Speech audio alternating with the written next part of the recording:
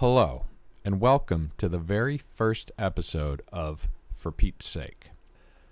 I'm your host, Glenn Barnett, and I'm going to share with you my first interview with my friend Pete. Pete and I had the idea to set up some microphones and record a conversation or two to see if they'd be worth archiving. We wanted to capture his voice as it was.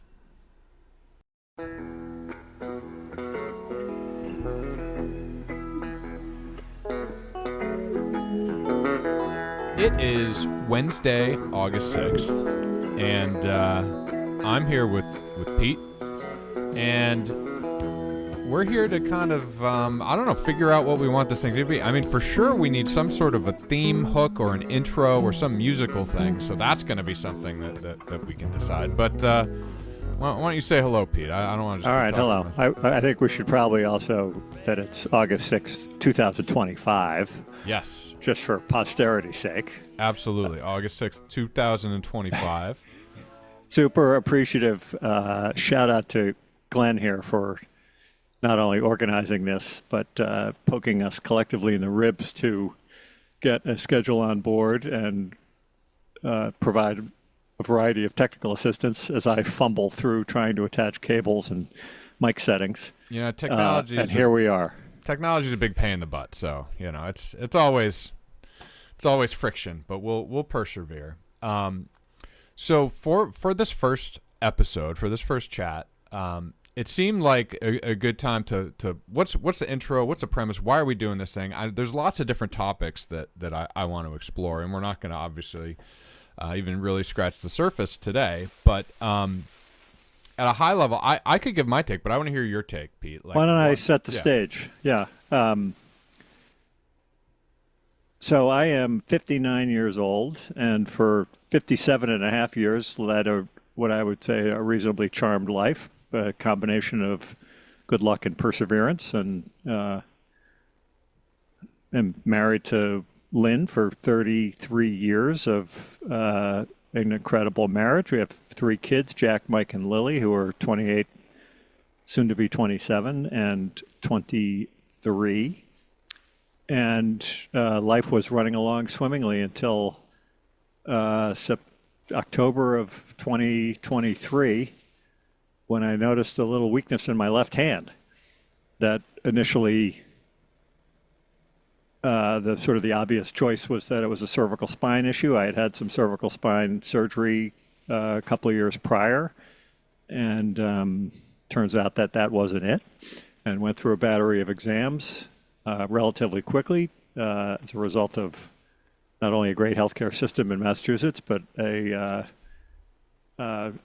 health plan that I was fortunate to be a part of that moved me through the system. And after a battery of genetic screening and MRIs and CAT scans and various neurological exams, I had a piano dropped on my head from the 20th floor in December of 23 that was then confirmed in January of 24, where I received a diagnosis of ALS, which is a pretty devastating disease. There's no real treatment or cure for it, and it is proven to be 100% fatal in people who contract this disease since it was discovered in 1870. So it's a tough thing to face, and it's been a journey since then. It's kind of life was pretty good. Life is still good, right. But it's hit a very significant pothole in the highway that has upended things for us. Amyotrophic lateral sclerosis, also known as Lou Gehrig's disease. Yep. I was surprised to hear the incidence rate of this in folks. It was something like 1 in 300 or something like that. Yeah, I've seen that statistic. It seems it's hard to get your arms around. It's hard to know. There are roughly 30,000 cases per year that are diagnosed, and kind of an equivalent number of deaths. So I think the patient population has probably risen in the last 20 years simply because there are more sophisticated ways to keep people alive. Right. But the reality is that the patients being diagnosed and patients dying are kind of offset each other. It is a motor neuron disease. ALS has some subcategories in it, as I've discovered, but so it's ALS is sort of a broad, name. 85% of the cases have no known cause. They're referred to as sporadic, not genetic, not like they don't know. And about 15% of the cases are genetic. And essentially, what the disease does is if you think about your central nervous system, your brain has, electronic impulses that get sent to nerves. The nerves send a message to a muscle that says, pick up that item, squeeze this item, zip your zipper, whatever it is you're doing with your hand or your legs to, take a step. And it affects voluntary movement at the outset. And the motor neurons, as I understand it, are the kind of the last connection from where the nerve ends and the muscle begins is where the motor neurons are. And those motor neurons die. And they die at a fairly steady pace. That pace it varies by patient. Half of the population who get diagnosed with this disease die in about 3 years, and the other half go beyond that. And so the rate of disease progression is highly variable. I seem to be, my doctor tells me this, I am in the camp that is is a slower progressor. So that's good news. Yes. And what happens is it's not like you lose an entire muscle group, from one day to the next. Really, it's very subtle changes where almost like strands of muscles stop working. And so there's a lot of, what's the term in the scientific community where you have lots of backup systems? There's lots of redundancy. There's lots of redundancy built into the human body. Thank you. Yeah. And so muscles will, take up the effort where if a certain muscle strand dies, and so they help out until those muscles stop working. And eventually, the entire limb or, specific parts of your body just doesn't function. So at this point, my left hand has very limited movement. And if it's not zero functionality, it's pretty close. Right. And for a long time, my right hand, although a little, getting a little bit weaker, I was able to get things done. And now my right hand is still a lot better than my left hand, but I've sort of reached a new inflection point just in terms of being able to do things, open food items, get dressed, shave. Sure. You never appreciate how much your hands do on an involuntary, like you don't even think about it, right? You just do stuff with your hands, and I'll tell you what, that ability starts to go away, and you're like, wow, I took that for granted. Yeah. And so that's sort of how the disease progresses. It's gone to my legs. It's gone a little bit to my breathing, which is not a lung thing. It's a oh my the gosh. muscles that I Yeah, don't know what they're called, like the bellows, whatever. Yeah. I know the word, and I just can't think of it. Yeah. But that muscle just gets weaker, and so it's a little harder to Diaphragm, is that it? the diaphragm. Thank you. Yes, it's a little harder to. For me, it's a little harder to exhale than it is to inhale. I can inhale pretty well. The exhalation is the challenge. So it's just a series of, physical limitations that pop up in, I would say quarterly increments kind of thing. I don't notice anything day to day, and I would describe it as a sort of a stair step process. In reality, it's just the slope of the curve is like y equals mx plus b, kind of a straight line. You just don't notice it day to day until one day you're like, wow, look at that. There's a problem. Yeah. So I just hit a new inflection point in the last few weeks, which I'm sort of, each time it happens, it's a little bit of a psychological battle.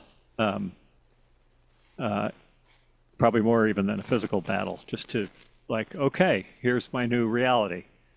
So it's been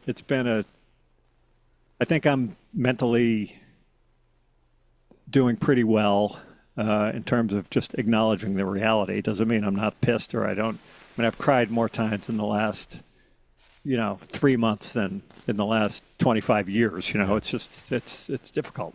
Yeah. Yeah.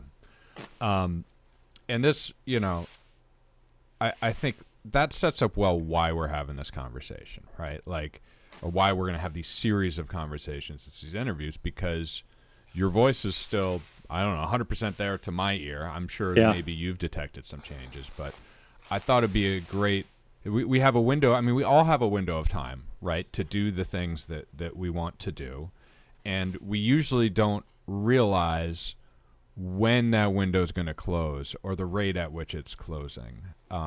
And something unique to your situation is it's super acute. Like, you do realize the window's closing. You do have that slope that you are experiencing and validating. And so I thought it'd be great. I mean, like, our relationship is also something we could talk about and we could go into more detail about. But the short version is, we met because of a shared interest in music. We started playing music together. It's one of my favorite things in life, to be able to share music with other people and play and improvise music with other people.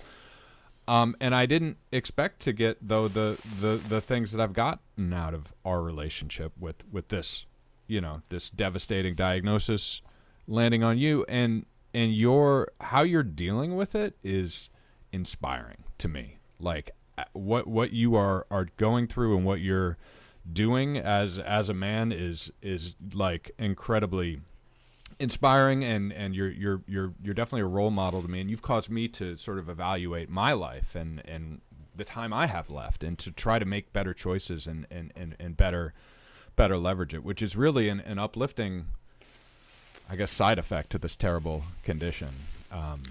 Well, I've said to a bunch of people who I'm close with that obviously we none of us know when our, we have a short period of time on this earth, and none of us know when our time comes. Certainly, this applied to me. I think it applies to many that it's not that we're in denial of our mortality. You just don't even think about it. Right. At our age, and certainly younger. Mm-hmm. And it's a morbid topic. It's not worth, like, I don't mean it like we're all going to die and it's terrible, but it is. The reality is we're here for a very short period of time. I have a colleague and on the one hand, and a former college basketball teammate of mine who both sadly passed away from heart attacks, about a year before my diagnosis. And I thought about those guys a lot, just regardless of, before I was even sick. Right. About, boy, they woke up one morning and life was great, and they didn't wake up the next morning. Yeah. And although, look, nobody would be happier than me to not have this disease that I have. On the other hand, it provides me a glide plane. It's not going to be a sudden thing. Yeah. So I've gotten to evaluate, spirituality and kindness and empathy and recognition for, people who suffer in this world, and strengthen relationships with people I'm friends with. And what you're saying is I agree. We were friends and we played music and we had a lot of stuff. I've been touched by how much you've been touched. I mean, I didn't understand the level of concern isn't even the right word, just empathy and care that you had for me as a person. We were friends, but it changed the relationship for sure. Well, you showed up in my driveway in your car one time. I looked at your license plate and it said ALS1 on it. I'm like, wow, okay, that. I'm not sure that would be on your license plate had we not been hanging out for the last few years. I wouldn't have the appreciation, no. Yeah. And the one thing I remember, I was playing with Rich's band Kong, and we'll talk about all the characters. And I'd park my car, and someone else was like, "Oh, are you? Like, is that your car?" Because he thought it was a family member, because their whole family got ALS plates because of his brother. And I immediately had at least some sense of the gravity of what he was going through. Whereas before, it was this abstract thing. I knew about Lou Gehrig, and that was kind of it. Well, it's funny. I think that I'll give you a good example. I got an electric wheelchair a couple of weeks ago, which you and I have talked about. Um, Not because I can't walk around, but I can't walk very far. Mm-hmm. And the first time I took a walk in it, so to speak, I was pretty grumpy. Uh, and then I'm like, hey, this is great. I'm outside. I'm breathing fresh air. The wind is blowing. I got my dog by my side. It's all good. And so from then on, it's been great. But I've noticed, Needham is a very nice, friendly town. But if you're out for a walk, I'd say 2/3 of the people don't look up or say hello. Right? It's just not that. It's a big town, right? It's not some small village. Or they're working out, right? Or they're it's everybody. And it's sort of Massachusetts grumpiness. You know what I mean? Yeah. There's no ill intent. But when you're riding around with a wheelchair, it's fascinating. Cars go by or people walk by. 90% of the people will smile at you and sort of give a little wave.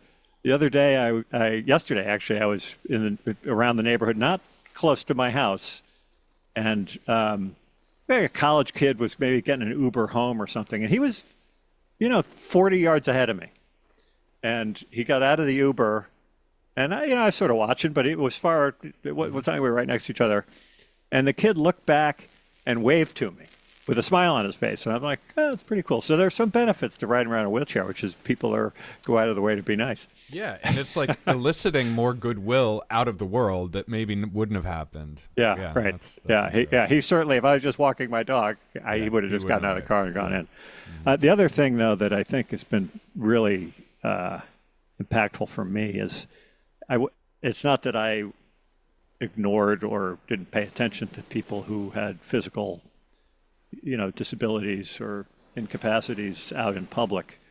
But I'll tell you what, my level of empathy for people that have some incapacities has skyrocketed. Sure. And they tend to not necessarily be that paid attention to in the world. And I'd like to just get more people to think about that when you see people who have issues, and just engage them. Not like what's wrong with you type of engage, but like just talk with them. Yeah, how are you? Can I help? Yeah. Or hey, nice day today. Just like make chit chat. Don't don't look away. Yeah. Right? Yeah. Don't look away. I know you've got a neighbor, a young girl, a 10-year-old or 12-year-old who's pretty in a chair full time and has some very serious physical challenges. Like, you want kids to treat her the same, and just pay attention. Yeah. Good guidance as humans and we should be doing that all the time, but especially it seems like for people that have a harder road than the rest of us. And I think an interesting segue here is, a parallel to that is sort of taking an interest in other people, which is going to lead to how you and I met in the first place, which is a pretty funny story. In that we both live in Needham. We took the train for many years into the city, the commuter rail. I had seen you a couple of times on the train. You got on at different stops. We didn't know each other. I didn't even know you lived in Needham. You probably never even saw me. Right. And probably the third time I saw you, you had your little keyboard in your lap and headphones on, and you were tweaking out on something. OPZ. I was messing around with a little synthesizer sequencer with headphones on the train ride in. Yeah. It was clearly something musical going on. I had a band, and we didn't have a keyboard player, and so I just went up to you out of the blue. I'm like, "Hey, dude, you play music?" Yeah. Oh yeah, and we chatted for 5 minutes, and you obviously had no idea if I could play, and I certainly had no idea if you could play. Right. And we exchanged information. This was probably in October or November of 2019. Yeah. And we communicated back and forth and never quite got it together. And then the world shut down. Mm-hmm. And it was literally at least 3 years later, 2023 and change, like COVID had come and was gone essentially. Yep. And I had your email. I had saved the email exchanges that we had. I had no idea. I don't know if you still lived here. Nothing. Right. Just cold emailed me. I called email and said, "Hey, you still around? You still want to play music?" And we got together, and it was a home run.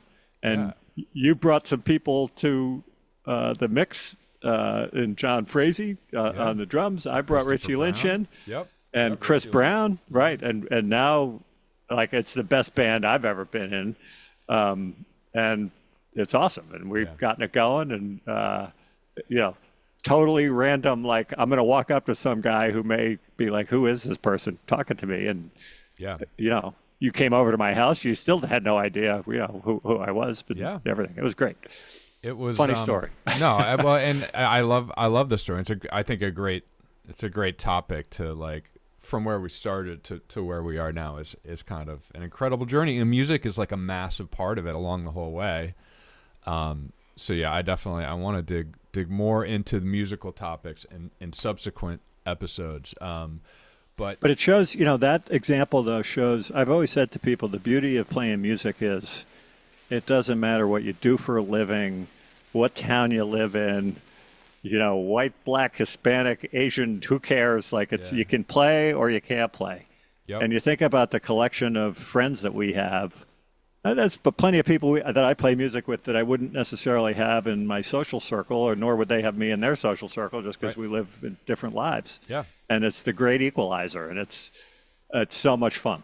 Absolutely. And it's like, I love that a side effect of our interaction, and me bringing in folks I know and you bringing in folks you know, is that they now know each other. So Rich knows Chris and John, and it's just like the musician community in Boston. I've just been, it's always been a positive experience. And if you can get in and just get the opportunity to play with people and show that you're willing to do the work and show that you care, be a good listener, and absolutely, play, don't overplay and all that. And so you've brought people into my life, and then I brought some people into your life that has led you to be, being the second guy on keys in Kong. Exactly. And Kong is a big time band. That's the best musicians I've ever played with. They're amazing, right? God. I mean, nothing to talk about. Yeah. So it's funny how the world works if you just kind of open your eyes and talk to people.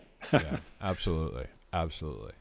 So some of the topics were just as a preview. Some of the topics we've talked about going into are sort of your livelihood, what you do for a living, and all kinds of stories related to how you got into it. Music, where we could do multiple episodes. Right, multiple episodes. Early, early listening. How do you get into it? How do you think about it now? We talked about kids and being a dad, two aspects of life that we share. Silver lining mentoring, which is something that I had no idea about until you were interviewed on a podcast about that, and that's just a tremendous story. You have some connections to Switzerland, which is a really interesting. Like, I've got lots of questions about that, and your wife is from there. You worked there for a period of time, so lots of topics like this that I think we'll have the chance to dig into. It could be fun to maybe bring another person in and have it be like a 3-person interview. The technology is going to be the hardest part of solving that. Well, problem. Or we get 2 people in over here or whatever. That would work. That's a good idea. But we'll make it sort of bite-sized like this one. We'll wrap this up, and people will have the opportunity to sort of wet their whistle a little, and we'll dig deeper on a variety of topics. I am certain that I've got family members who'd be interested in listening, and I would gather we'll have some friends who want to listen in on this as well. Absolutely. All right. Well, I think that's a wrap. That's a wrap for episode 1, Pete. Thank you so much for doing this. Thanks for taking the time. This is going to be a lot of fun. Looking forward to it, Glenn. You're the man. All right. Take it easy. All right.